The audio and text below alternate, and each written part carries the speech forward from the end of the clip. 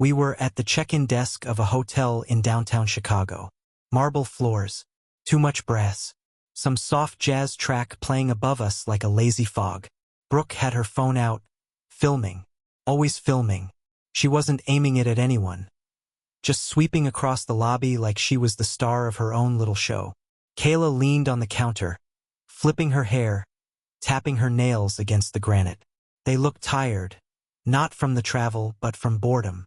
Wealth does that to some people. Makes even privilege feel like a chore. The receptionist, a young guy, maybe 24, smiled too much, clearly trying to keep things smooth. Okay, so that's one room, 2 queens, Lakeview. Yeah, Kayla interrupted, not even glancing up. Put it all on Trevor. That's what he's for. Brooke laughed. Seriously, just bill him for everything, spa, snacks, you name it. I was standing right there, maybe 10 feet away, holding both their suitcases. The receptionist's smile froze in place. He chuckled, polite, confused, like maybe he missed the punchline. I didn't say a word, just set the bags down, walked over, and placed my card on the counter. But I didn't ask for the suite they expected. I leaned in and said quietly, make that 3 rooms, separate floors, and bill theirs to them, not me. He looked up, unsure if I was joking. I'm serious, and don't let them transfer charges to my room, not even by accident. He paused, glanced at the girls, then nodded. Understood. I didn't look back at them. I didn't need to. I already knew the game. They'd already turned toward the elevator, laughing at something Brooke was showing Kayla on her phone. Probably a meme. Probably their father. I took the keycard and disappeared. The hotel room I ended up in was 2 floors below theirs, facing away from the lake, toward the expressway. The window buzzed faintly when trucks roared past. The walls were thin. The mattress had that industrial stiffness all mid-tier hotels go for. I didn't care. It wasn't about comfort. It was about distance. I lay back on the bed, shoes still on, and stared at the ceiling. I listened for my phone to buzz. Didn't. By 10 o'clock, they'd probably discovered I wasn't on their floor. By midnight, they'd realized I wasn't answering texts. By morning, they were likely standing at the front desk with mascara smudged under their eyes, scrolling through charges they couldn't afford and pretending not to care. I checked out before sunrise. I paid my bill, and I left the city with the kind of silence I hadn't felt in years. A silence not given, claimed. They woke up to a full balance. The suite, room service, minibar, spa robes they forgot were for purchase. Everything, all of it, and no note, no explanation, no message from me, because there was nothing left to say. My name's Trevor. I'm 45, remote IT consultant. Been doing it long enough that I don't have to chase contracts anymore. They come to me. I work from home, or from the car, or from hotel lobbies while 2 girls who aren't mine run up room service bills like they're trying to win a prize. I married Cindy 6 years ago. Widowed? No. Divorced. That's the word people stop whispering when they realize I'm the second act, not the rescue story. Cindy had 2 daughters from her first marriage, Brooke and Kayla. I met them when they were 13 and 15. 2 bright, sharp-tongued girls who made it clear, right from the start, that they weren't asking for a dad, weren't interested in guidance, didn't need me to show up to games or recitals. I did anyway. I bought the uniforms, paid the fees, sat in bleachers while they texted under their jackets. They called me Trevor, always Trevor, never anything else. And their real dad? Larry. Larry sent memes. That was his whole parenting playbook. Once in a while he'd drop a laughing emoji under Brooke's posts, or send a clip from some movie they liked when they were 10. Every Christmas, a box arrived. Overwrapped, oversized, expensive enough to look thoughtful. Purse. A speaker. Something with a logo. They'd light up. They always lit up. Me? I gave them summers, classes, structure, the kind of support that doesn't come with applause. I paid for Brooke's braces. Took Kayla to her first therapy appointment when the school called about anxiety. Sat in on conferences.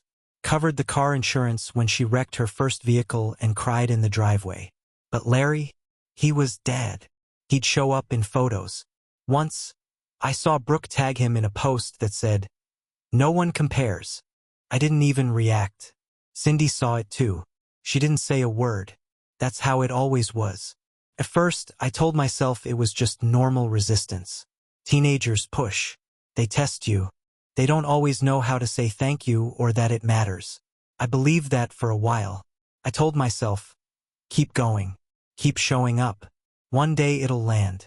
And when it didn't, I still kept going. The first time I really felt it, was on Kayla's 17th birthday. I planned the whole thing. The venue, the catering, the custom cake with that gold script frosting she liked. Paid for every piece of it. She hugged me once, briefly, when her mother nudged her.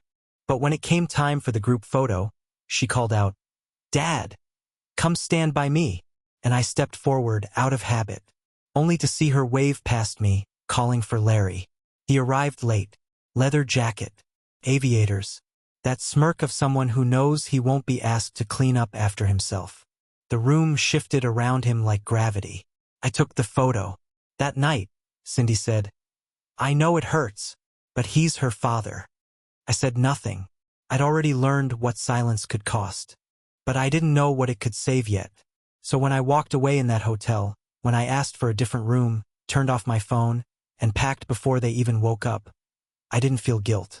I felt clarity. That moment at the front desk, that wasn't betrayal. It was confirmation. I wasn't their stepfather. I was a card, a checkbook in a shirt. The man who paid for convenience, who showed up in all the ways that mattered, except one. I wasn't Larry. And because of that, nothing I did ever stuck. You know what no one tells you? That you can give years of your life to a family and still be invisible. You can pay for braces, sit through dance recitals, cover late tuition bills, and still have your presence weighed against a man who missed half their birthdays and still walks in like a king. I wasn't angry when I left that hotel. I was done. There's a difference. They didn't call that night. Not a text. Not a voicemail. Just silence. I imagined them at the front desk, eyeing the printout with wide eyes, pointing at numbers they never expected to own. Brooke arguing with the clerk. Kayla calling Cindy, trying to make it sound like a mistake. Like I had just wandered off, like I must have forgotten to confirm something. They didn't believe I had left. Not really. Because men like me didn't walk away. We absorbed. We stayed.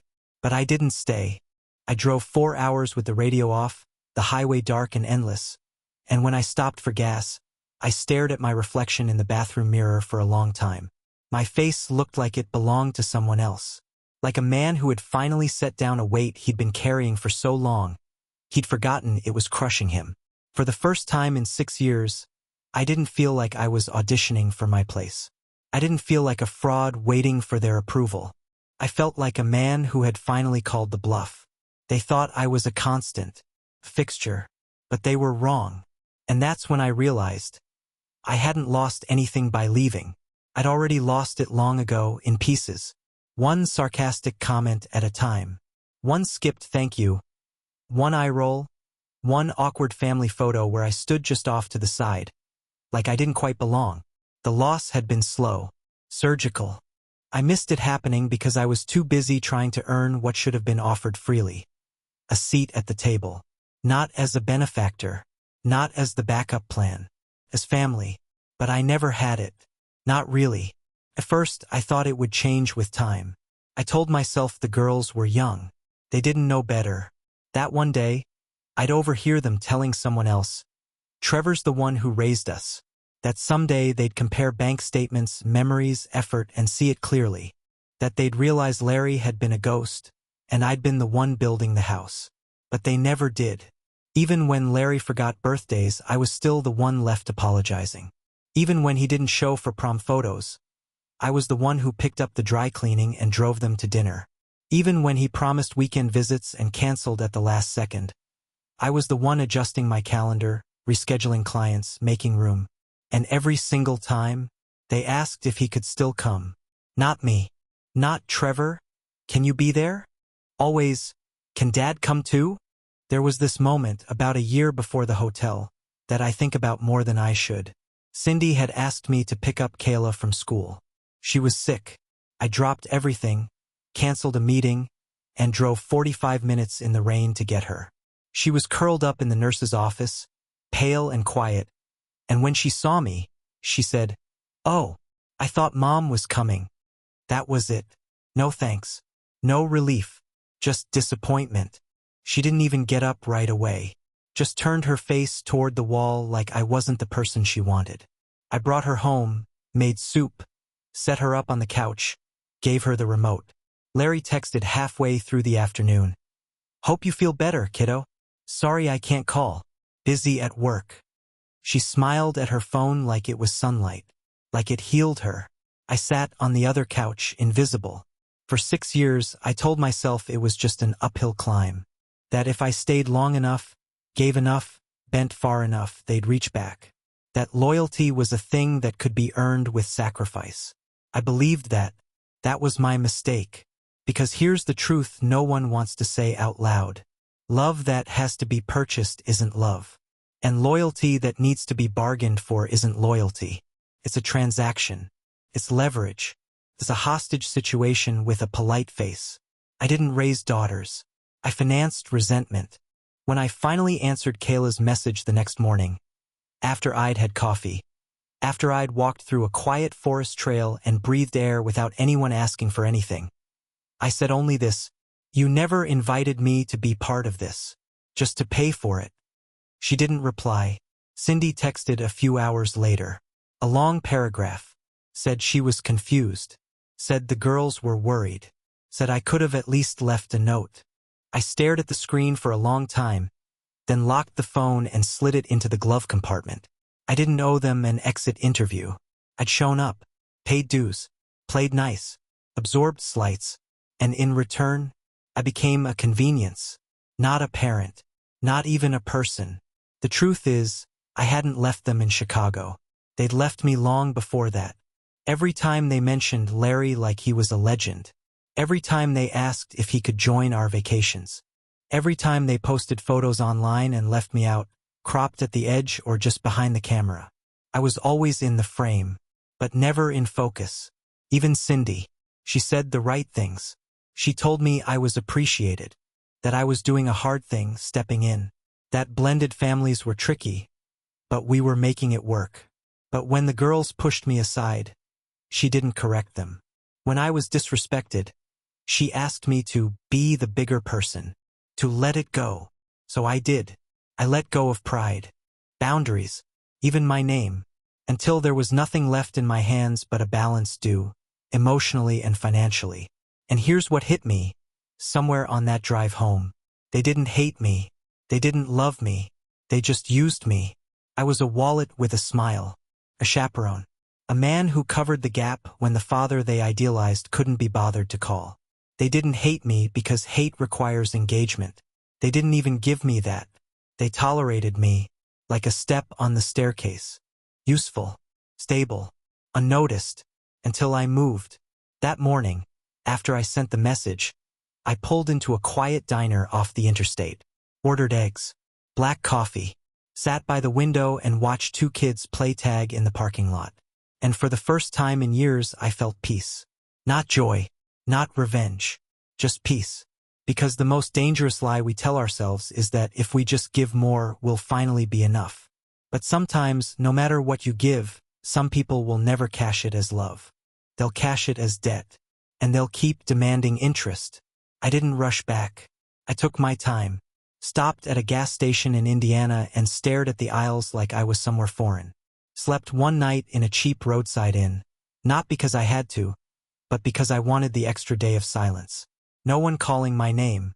No one asking me to play father when it suited them and stranger when it didn't. When I pulled into the driveway 2 days later, the house looked smaller. Familiar in the worst kind of way. Like an old suit that never quite fit but you kept wearing because you had nowhere else to be. Cindy was waiting. She'd left the porch light on, even though it was 3 in the afternoon. Her hands were wrapped around a mug that had long gone cold. She didn't look angry. She looked scared. The door was already open when I walked in. I didn't speak, just took off my coat, set down my bag. The girls weren't home. She didn't ask where I'd been. She said one thing. They didn't mean it, Trevor. I stood in the kitchen and listened to the hum of the refrigerator, the distant ticking of a wall clock I'd bought 2 years ago on a weekend they'd forgotten my birthday. She stepped closer. Her voice trembled. They were just joking. I turned to face her. Slowly, deliberately. You had 6 years to talk, I said. 6 years to defend me, to correct them. 6 years to tell them I wasn't just a wallet with a pulse. She opened her mouth, closed it. You didn't, I said. You laughed with them. You let it slide, over and over again. She said nothing. I sat down at the kitchen table, the one I'd refinished myself 2 summers ago while they were off visiting Larry in Arizona. He'd posted photos of their trip, them grinning in front of a rental car, matching sunglasses. He hadn't paid a cent. I'd covered the flights, the hotel, the clothes they wore in those pictures. And when they got back, they didn't mention me once. Cindy sat across from me now, her hands trembling. They're young, she whispered. They're not that young anymore. She nodded, quiet, small. And then she cried. I didn't reach for her, because I had finally learned. Not every wound deserves a bandage. The next morning, she asked me to come to family therapy. The request came carefully, like she expected me to say no. I almost did. Not because I didn't want healing, but because I didn't believe they did. But I said yes. Not for them. Not even for Cindy. For myself. I wanted to look them in the eye and ask one question.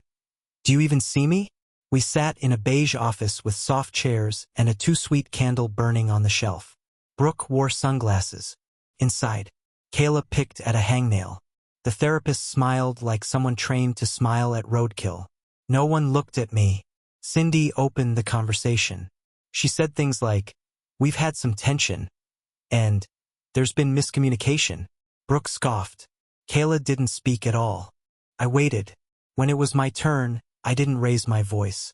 I said, you treat me like furniture, like an appliance. Useful when it works, forgotten when it doesn't. They didn't deny it. Brooke rolled her eyes. So I asked my question. Do you see me? Silence.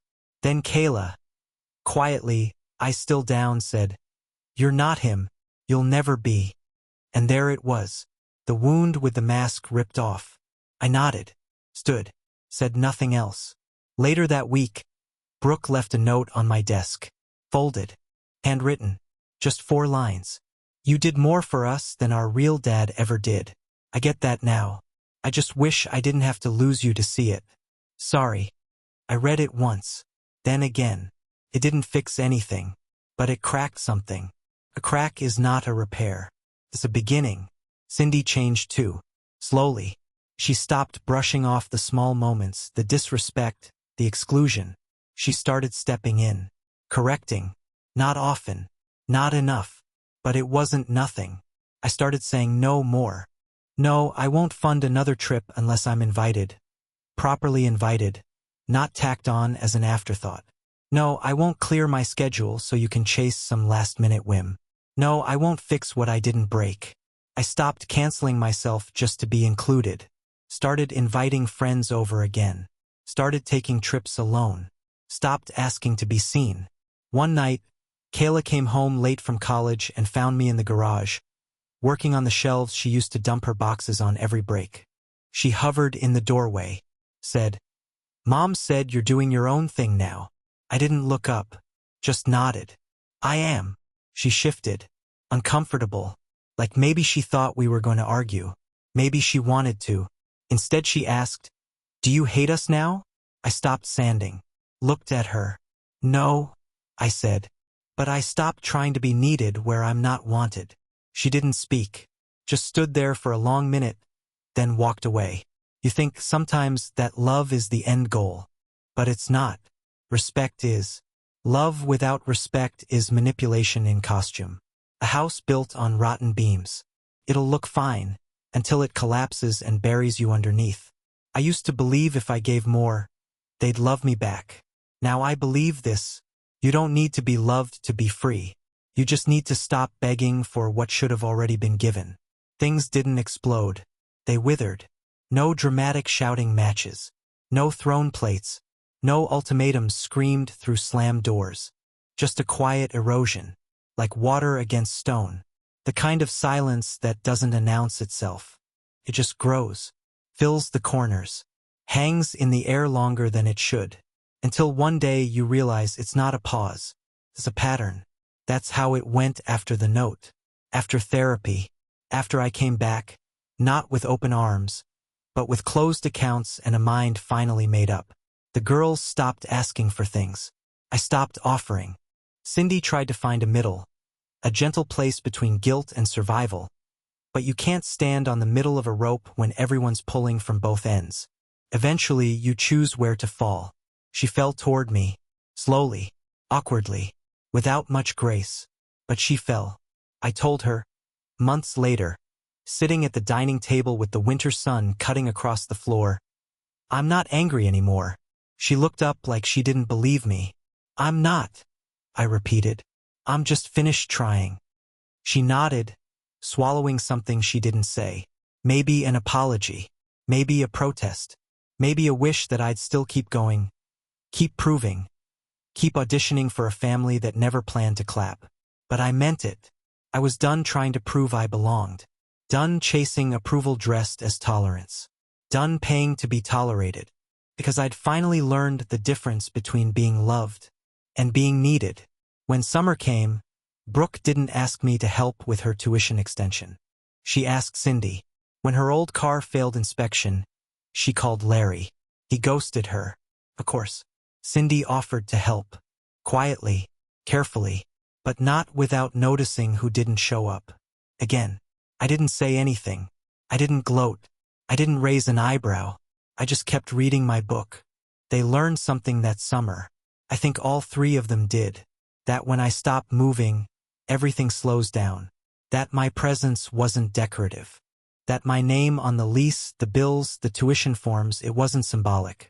It was structural. And without me, the structure creaks. I don't pay for everything anymore. That used to sound selfish in my head. Now it sounds sane. Boundaries aren't punishment. They're clarity. Brooke pays her own phone bill. Kayla covers her streaming accounts. They split gas with their mother when she drives them to campus. When they complain, Cindy doesn't deflect anymore. She doesn't shrug and say, "Well, Trevor usually handles it." Now she says, "That's not on him anymore." That sentence is the most love I've ever heard in her voice. I'm still here, still married, still in the house I helped renovate, the life I helped build. But the rules are different now. I don't say yes because I'm afraid they'll hate me if I don't. I don't smile at insults disguised as jokes. I don't let people call me family while treating me like staff. If they want me in their lives, they'll show it. And if they don't, that's fine too. Cindy and I have dinner together most nights. Just us. The girls are grown now. In and out. Half adults with one foot still in the safety net, the other trying to step beyond it. Sometimes they stop by. Sometimes they don't. Sometimes they bring laundry. Sometimes they bring silence. But it doesn't shake me anymore. Because I don't mistake their presence for affection. And I don't mistake their absence for failure. They are who they are. And I am no longer trying to be more than I am. I took a trip this fall. Alone. Went to Oregon. Rented a cabin near the coast. Spent 3 days walking the cliffs.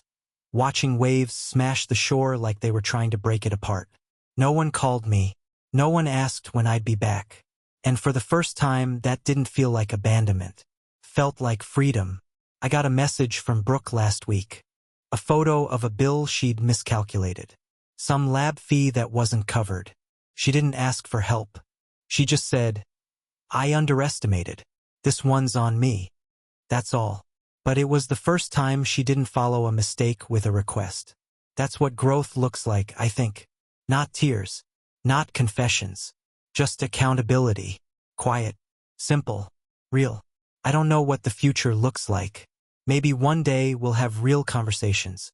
Maybe one day they'll say thank you not out of guilt, but understanding. Maybe not. I'm not waiting for it. I don't live in that place anymore. The place where I wait for recognition like a dog waits for a pat on the head. I don't live in the space between sacrifice and resentment. I live after it. People ask sometimes, are things better? And I say, they're clearer. That's better enough for me. Because sometimes the goal isn't reconciliation. It's recognition that you were never wrong for asking to be treated like a person. And sometimes the win isn't reunion. It's release. I'm not bitter. I'm just finally full. Full of the truth I ran from. Full of the love I gave. Full of the silence I earned. Because the truth is simple. Family isn't about blood. It's about respect. And if that's missing, I won't stay. Not even in a 5-star suite.